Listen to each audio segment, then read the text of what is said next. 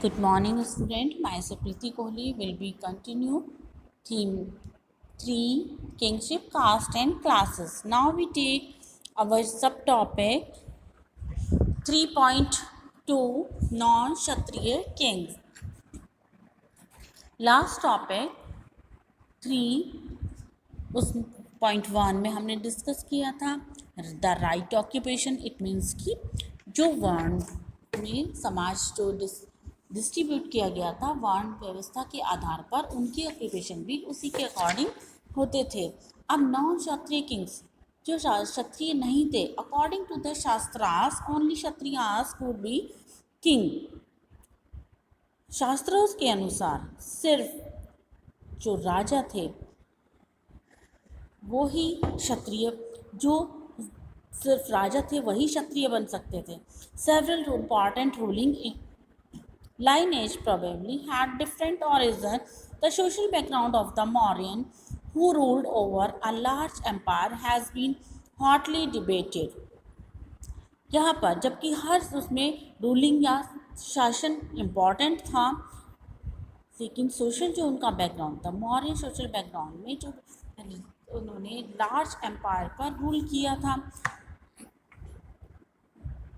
While later Buddhist texts suggested that they were Kshatriyas, Brahmanical texts described them as being of law origin. The Shungas, the immediate successors of the Mauryas, were Brahmans.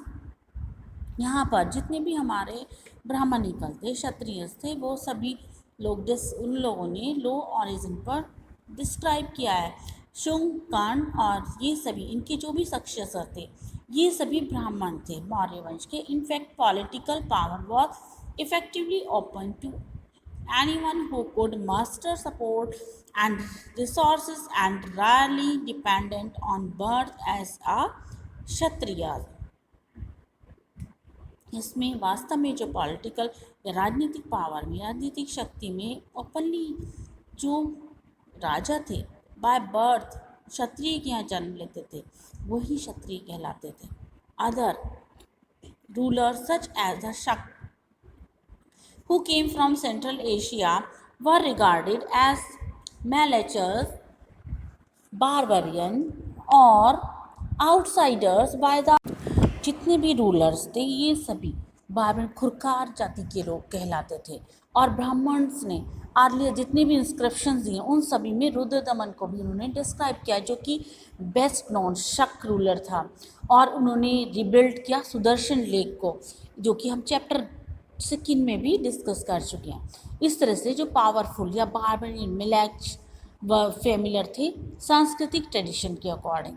इसके साथ भी बहुत सारे interesting best non ruler हुए Satavahana dynasty में। गौतमीपुत्र श्री सतकर्णी थे, उन्होंने भी ये बोथ यूनिक ब्राह्मण और उनको डिस्ट्रॉयर्स के रूप में प्राइड ऑफ क्षत्रिय उन सबके को डिस्क्राइब किया है।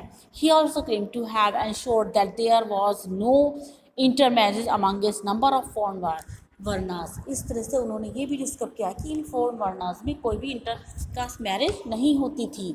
और एज यू से जैसे कि आप देख सकते हैं कि जो बहुत सारे ऐसे एग्जाम्पल हैं जो हमें इंटीग्रेशन के फ्रेमवर्क जो कास्ट को किया गया है उसमें बहुत सारे कॉम्प्लिकेटेड थे, बहुत सारी जटिलताएं थी।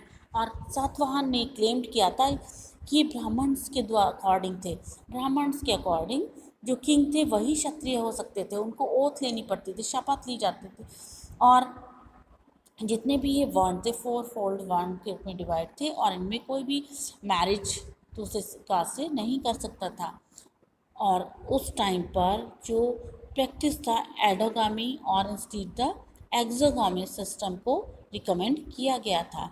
जाति और सोशल मोबिलिटी, दिस कॉम्प्लेक्सिटी, जो ये कॉम्प्लेक्सिटी थी अनदर टर्म में टेक्स्ट में भी सोशल कैटेगरीज के रूप में रेफर किया गया है। जो जाति थी उनमें जाति को लाइक वर्ण के ऊपर बेस्ड थी जो कि बाय बर्थ थी, और इसमें बहुत सारे ऐसे रेस्ट्रिक्शंस किए गए थे। In fact whenever brahmanical authorities encounter new groups, brahmanical authorities के नए ग्रुप्स भी बनाए गए और उनको ऑक्यूपेशनल कैटेगरीज में डिवाइड किया गया, जैसे गोल्ड स्मिथ और स्वर्णकार। और इसमें वो लोग फोर फोल्ड वर्ण सिस्टम के अकॉर्डिंग ही क्लासिफाइड होती थी ये जातियाँ, और इन जातियों के द्वारा ही जो ऑक्यूपेशन किया गया श्रेणीज और गिल्ड के अकॉर्डिंग।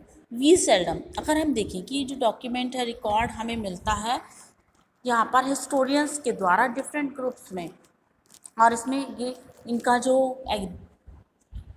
इनके बारे में जो भी डॉक्यूमेंट मिलता है वो एक्सेप्शंस हैं।